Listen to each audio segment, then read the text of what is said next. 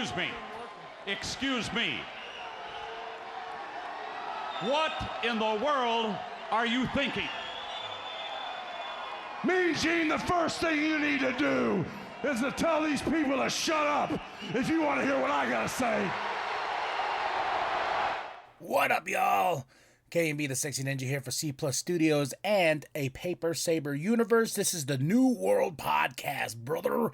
And we're talking about Monday Night Raw in Tulsa, Oklahoma. Patrick and Graves on commentary. Let's get right into it. They start with a video package of Cody Rhodes winning the Royal Rumble on Saturday night.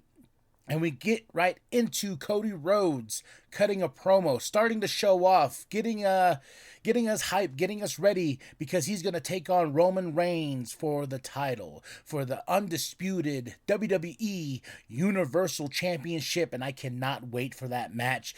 And seeing the poster of it put up right after, I was just like, man, WrestleMania goes Hollywood, and I cannot wait for this match because it's gonna be a banger, bro, a banger. And Judgment Day comes out, and Finn has some really great things he's trying to say, like saying, like, oh, Cody, you stole this from me, stole this. You know, it goes deeper than what it is on WWE script. It goes deeper than that, all the way to New Japan Wrestling, Cody wrestling in the Indies, Cody taking over the Bullet Club, and Finn Balor has some main points that he wants to get across, which sets up a big main event. Dominic's talking smack. And Dominic, I just love the fact that Cody was just like, he's playing off that crowd, and that crowd just like starts chanting, kick his ass, kick his ass, kick his ass. And, you know, Edge is always around the corner when it comes to the Judgment Day. Edge is out for blood. So the first match to set off the show was Seth freaking Rollins with Chad Gable. We're having an Elimination Chamber qualifying match that's coming up here in 2 weeks, and come to find out, this Elimination Chamber match is going to have Austin Theory putting up his United States Championship. Kind of relieved about that, but also I remember saying in my Royal Rumble review, I was like, okay, well, maybe Roman will put up the title against one of the titles in the chamber, and he loses one of the titles there, then, you know, we'll have two main event matches at WrestleMania goes Hollywood. But now that's not the case. It's going to be for the United States Championship with Austin Theory putting it on the line. And I got to say, I'm actually now okay with that, okay? So now we're actually going to have Cody go for it all, you know. And this match right here between Seth and Chad was freaking phenomenal. I've said it before, I'll say it again. Chad Gable is a mathematician. He is uber. I know I use that word all the time. Super talented, but that's what Chad Gable is. And Chad Gable can bring the best out in anybody and everybody. And he's just, he's phenomenal. I wish we could finally take a chance on Chad Gable and, you know, and go all the way. Maybe get another tag team championship. Even a singles run would be fun, but I don't want him to lose Otis in the mix, because I love Otis as well, and I do love Alpha Academy because I love sheesh. But I think it's time for Chad Gable to go up. This guy was Shorty G, or, you know, all this other stuff that, you know, I think now he's in his supreme prime of a professional wrestler and the mathematician, as I said before, man, because him and Seth, they went to town, and even everybody on Twitter I was watching, they're like, oh shit, take a Chad, you know, Chad Gable was trending for a little bit, and that's fucking awesome. That makes me happy. Io Sky versus Candice LeRae. This was a fun match. You know, Io Sky, I love, you know, she's the Empress of the Sky. You know, I love that she takes all these risks and stuff like that. And Candice LeRae is slowly growing on me. You know, well, she still has a ways to go. She came out with Mia Yim. Damage Control was there as well. Io Sky for the win. And I really like this. I really did enjoy this match for what it was, and telling the story between these two and where we're going from here. And I'm excited to see if, you know, because we still have those women's tag team championships that were kind of pushed to the side. I'm hoping those are going to be part of WrestleMania. Who's going to go after it? Because Candice LeRae and Mia Yim, or Michin, whatever you want to call her, they go for those tag team titles. And Bayley is set to face Becky Lynch on Monday Night Raw next week in a steel cage match. And I was reading some reports, was the reason why the first time around the cage match was cut so short is because the trial of Sami Zayn went a little bit longer than it should have. So I was like, okay, well, that makes sense. But, you know, in that, yes, the trial of Sami Zayn was long, but it had a purpose and it meant something, and everything else in the Raw 30. If you want to check out my Raw is 30 review, I do get pretty in depth and a little bit angry nerd wise as a professional wrestling fan, and I tear down that show, and there's just some things in that show I think could have been cut back more than just blaming the trial of Sami Zayn segment. That's just my opinion all around. Rhea Ripley cut a promo tonight. She chose Charlotte Flair, and I'm so happy about that because she brought up the first time Charlotte beat her, a few years ago at WrestleMania, and I was like, that's the only opponent I can see Rhea picking is Charlotte Flair, and I can't wait to see what Charlotte Flair has to say. And Charlotte Flair is putting up her title against Sonya Deville this Friday, so Friday Night SmackDown's looking pretty great right now. And so, Rhea Ripley choosing Charlotte makes sense story-wise, especially long-term storytelling is, in professional wrestling. I do think that's the right choice. I was going to be a little bit disappointed if she picked Bianca. I think Bianca should face someone else. I don't know who yet. And they have the big women's Elimination Chamber match to see who's going to face Bianca at WrestleMania, because after Elimination Chamber, it is truly like we're building to WrestleMania, and I'm very happy for Rhea Ripley, and I hope she gets the gold. I really do. Backstage we had Seth Rollins talking about his win. He's like, ha ha ha, he won, baby. He's gonna go to the chamber and he's gonna become the new United States champion, everything like that. But what I liked though was when she asked him, how do you feel about Logan Paul was the one to eliminate you during the Rumble itself? And Seth did not look happy about that at all. So are we going to get Logan Paul versus Seth freaking Rollins at WrestleMania? I'm guessing so, because, Royal Rumble is a lot of foreshadowing in storytelling itself. So I think we're going to see that match at WrestleMania. Man, it's just right around the corner, man. Johnny Gargano versus Corbin with JBL. Of course, Johnny wins, but the best part about this match itself, honestly, what the fuck are we doing with Corbin? Literally, what are we doing with him? Like, I remember I got excited because he didn't come out with his stupid hat at the Royal Rumble, but he still has that awful music. And when he didn't come out with his stupid hat, I was like, hey, maybe they're listening to the New World podcast and they're like, yo, KMB, the Sexy Ninja said, take away that stupid hat, change your music, fuck, even go back to the Lone Wolf gimmick. I love the fact that JBL is there, but there's really no purpose of JBL being there. Even though the only thing he gave to this run is he's the modern day wrestling god. And even on Raw is 30, they were making fun of the fact that these legends are like, who's the kid? Who's this guy? Who's this chump and whatnot? But, it's just one of those things where I'm just like, Corbin needs a reboot, a hard set reboot. Let's get him a little bit more serious. Let's take away this whole happy Corbin stuff. Even sad Corbin was a better gimmick than what we're dealing with now. But during this match, Dexter pulls out a hatchet, and Dexter hits JBL's hat with the hatchet. That was the best part of this whole match. I'm glad Johnny win. I can't wait to see what we do with Johnny Gargano. This dude deserves the world, and I hope that's what's so crazy is there's so many people that are up for the Elimination Chamber match itself. It's like, okay, yeah, like Dawkins and Montez Ford and stuff like, I'm just like, ooh, and then the return of Rick Boogs, but after this we had the MVP lounge with Austin Theory. Austin Theory's a lippy kid. He's a very lippy kid. He does not respect his elders, and it did so. And MVP held his own, and he goes, and Austin Theory's like, let's make the MVP lounge relevant. Let's do the MVP lounge featuring live Austin Theory. MVP's like, he's playing into it and whatnot. And my favorite part is when Bobby comes out, because Austin Theory's talking trash, and Bobby comes out. And my favorite part about this, even though I want Austin Theory to move on from Bobby, I think it's time for him to go off, and I've said it before and I'll say it again and again. He just needs to move away from Seth and Bobby. Let's get some fresh new stories going with Austin Theory, because I think everyone else has done their job, what they need to do with this kid. But my favorite part of this whole MVP lounge is the fact that MVP holds off Bobby, and then Austin runs his mouth, and then especially when he says, "Yeah, you better listen to Daddy." MVP, perfect timing, takes his hands off Bobby, and he's like, "Yeah, fuck this kid, go get him." Judgment Day backstage, they're upset. Their Edge just needs to go away, is what they're saying. Trying to prep for Finn Balor in his match against Cody Rhodes later on tonight.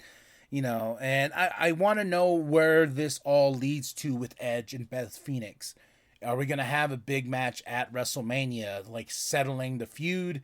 But that's the problem, though. It's like, if we're going to settle the feud at WrestleMania, or if we settle it at Elimination Chamber, would make more sense, because honestly, I don't want Rhea being taken away from her spotlight that's coming up at WrestleMania. So I think Elimination Chamber is the place where you have a mixed tag team match with Rhea and Finn, but have Rhea or Damian Priest, or Rhea and Dominic, and maybe this is where we have Rey Mysterio come out and he actually finally beats his son's ass.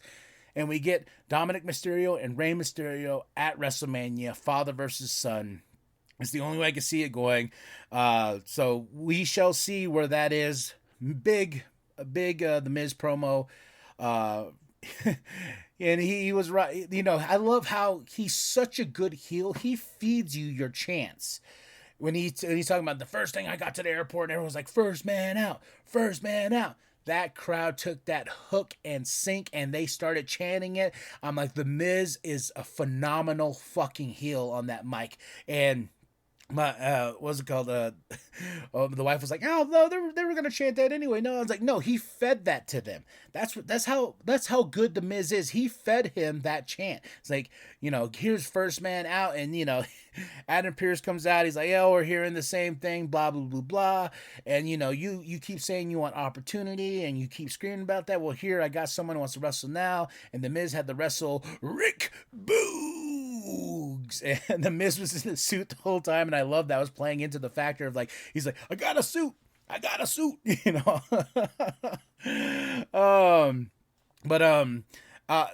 this match, Rick Boogs does win. Alpha Academy's backstage, and they walk past Maximum Male Models, and they see Otis, and they're like, what was that? And and she was just like, that's perfect. And they look at her like, what? So what's gonna happen there? Where are we going out there? Not don't hurt my Otis. Or if you're gonna make Otis a Maximum Male Model, I'm all for it, because I honestly thought that after LA Knight left this whole gimmick, I thought we're gonna kill this gimmick and let it die. Then just kind of reset these two into a different tag team form. But I'm guessing not. We had the package for the Bloodline Fallout. I think we're getting a lot more answers on SmackDown, which is probably going to make that the highest rating show so far. And they did phenomenal with Royal Rumble, from looking at the numbers, almost selling out the Royal Rumble, or unless they did, with new reports. WWE's on the right track, and I just hope we just keep that momentum going. And with SmackDown coming up, it's a big SmackDown, because we want to know what happens with Sami Zayn, the Bloodline, Jey Uso. What's next? Is Kevin Owens and Sami Zayn going to tag team and take on the Usos and be the ones that take the tag team titles off of them, even though the Usos have some tag team matches up ahead? It's all building, and I'm all for it. I'm on board. I got my popcorn. I'm just like, just tell me, baby. Just tell me, baby. Just tell me. Bayley promo. And Becky comes out. It got personal. It got really, really personal. Bayley saying Rebecca, calling her by her real name. I was just like, oh, damn. And a little bit of strikes here and there, and saying you're overrated, and the only reason why Seth Rollins even married you is because he knocked you up. And I'm just like, okay, now we're building this. Like, we're up for a fight, and I hope that it is a fight at the steel cage, because I was so excited with these two going into a steel cage match. I was like, oh my gosh, these two are gonna rip each other apart. But that was taken from us just because due to time, apparently. So this feud is gonna blow off next week, and I think I think Becky's gonna win. That's just my feeling. Is she's gonna get one over. And then we might have a rubber match, because Bayley keeps bragging about how she beat Becky, and now she eliminated Becky in the Royal Rumble. So either this is going to set up the third match and final match between these two and have it be a showdown maybe at WrestleMania. I hope not Elimination Chamber, because if they have one more huge match with the stipulation, it should be at WrestleMania. Dolph Ziggler versus Bronson Reed, another Elimination Chamber qualifying match. Bronson Reed beat Dolph Ziggler, another dude that is just a monster and a beast, Bronson Reed. And that tsunami, I was like, oh man, if I was down like that, he's like, all right, hitting you with the finish. And I'm like, oh my God, I'm gonna die. Because he comes down and it looks so devastating. And just shout out to Dolph Ziggler taking it and selling it and making it look, just devastating. And Bronson Reed is another dude he is another person that deserves a big time, what's it called? Big things for this kid. Big things. And I hope that we get some really crazy shit in the chamber with that tsunami off one of the pods onto somebody. God bless their soul for taking it. Well, I think that we're going to get a big spot with the tsunami in the Elimination Chamber match. Carmella is back. So, and she's going to be part of the next week is a fatal 4-way match to see who's going to qualify. We have 2 more pods for the women's Elimination Chamber. Asuka interrupts, and I like when Carmella's like trying to feed off, like, oh, and you're gonna say the same thing, aren't you? I'm not ready for Asuka. I'm not ready for Asuka, or whatnot. But Asuka is now on a different plane, and she's on a different level. She just looked at her and had all this like paint running down her chin, looking so menacing and devastating. I was just like, oh man, Asuka. And I'm glad she didn't have the paint on. The paint now serves a purpose of when she's ready to go into battle inside the squared circle. So giving that menacing smile with the paint drilling down, love it. And I'm glad that Carmella's back, because I actually do really like Carmella. Chelsea Green's back. I'm seeing a lot of like people like hating on Chelsea Green right now and saying like, oh yeah, the grass is greener on the other side.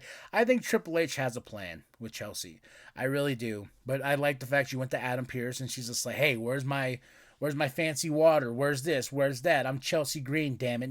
Making a name for herself and saying like, yo, I'm here and you need to treat me like the superstar I am. Another fun thing backstage, Rick Boogs with the Street Profits and Elias talking about the matches coming up next week, and I'm just glad Rick Boogs is back. I wish he came back for Shinsuke and they can reclaim their glory as a tag team as they were, because I would love the Shinsuke Nakamura. That's just gold, man. And I like I said, glad he's back though. Back from injury. Street Profits were fun. Elias was Elias. We all have to walk with him, especially sometimes he's just not as entertaining, but he'll Street Profits and Rick Boogs make this backstage segment really, really fun. I can't wait for the next Elimination Chamber matches next week, qualifying matches. But let's get into the main event. Cody Rhodes versus Finn Balor. Phenomenal match, man. I was on the edge of my seat the whole time. Cody's bringing it, Finn's bringing it, and it's like the battle of supremacy. Did I say that right? I don't know. Talk to the producers. And it definitely was Cody Rhodes' shining moment. Not only just saying, "Hey, I'm back," but I'm back. This is who I am. This ring, and I still go to that line. Wrestling's like oxygen, and I just need to breathe, and that's what he did. And Finn brought it in such a great, fun match with the roller coaster of storytelling itself, with Judgment Day kind of creeping in on Cody. Then here comes Edge, and he comes down, he starts fighting, and this and that, and Rhea Ripley grabs Edge, and here comes Beth Phoenix and this huge spear to Rhea Ripley, and she takes it and sells it. And me and the wife are like, oh shit, That such a fun ending. Cody Rhodes for the win. I want to see more of him and Finn. I want to see Cody versus Damian. Like, now that Cody's back into the picture and into the fold of WWE building up to WrestleMania, I cannot wait to see the matchups with Cody. There's so much potential on the roster, and I'm just happy that Cody Rhodes is back. And I'm just I'm not gonna say it again. I already said enough, man. I'm just happy. And now we're ready to go to WrestleMania. Elimination Chamber, bring it on in Montreal. SmackDown this week. We're gonna find out what happens with the Bloodline. Bring it on. Bring it on. Tell me what you thought. Drop your comments below. What did you like? What did you hate? Was there anything that you felt like was that? And I give this show a solid 5. It's been a minute since I gave Raw a solid 5 out of 5. But this after a big pay-per-view like the Royal Rumble, this is setting the tone of where we're going to, and that's WrestleMania in Hollywood, also to Elimination Chamber, and I don't think there's any more pay-per-views besides that, which I'm okay with. Let's keep it tight, let's keep it clean. Elimination Chamber, then WrestleMania. Let's do it. Night 1, night 2. It's going to be spectacular. And I really hope, I was telling my brother last night, I really hope they start doing some vignettes with the, like taking certain movie scenes and having the wrestlers act out those scenes like they did with WrestleMania 21, because I was like, that would be so much fun to see. So drop those comments, hit that like, hit that subscribe, share with your grandma, share with your grandpa, share with the bum down at Walmart. I am KMB, the Sexy Ninja, and as always, the New World Podcast is for life, brother. You can be the biggest superstar in the world, but the one thing that Roman Reigns will not be is the WWE Undisputed Universal Champion.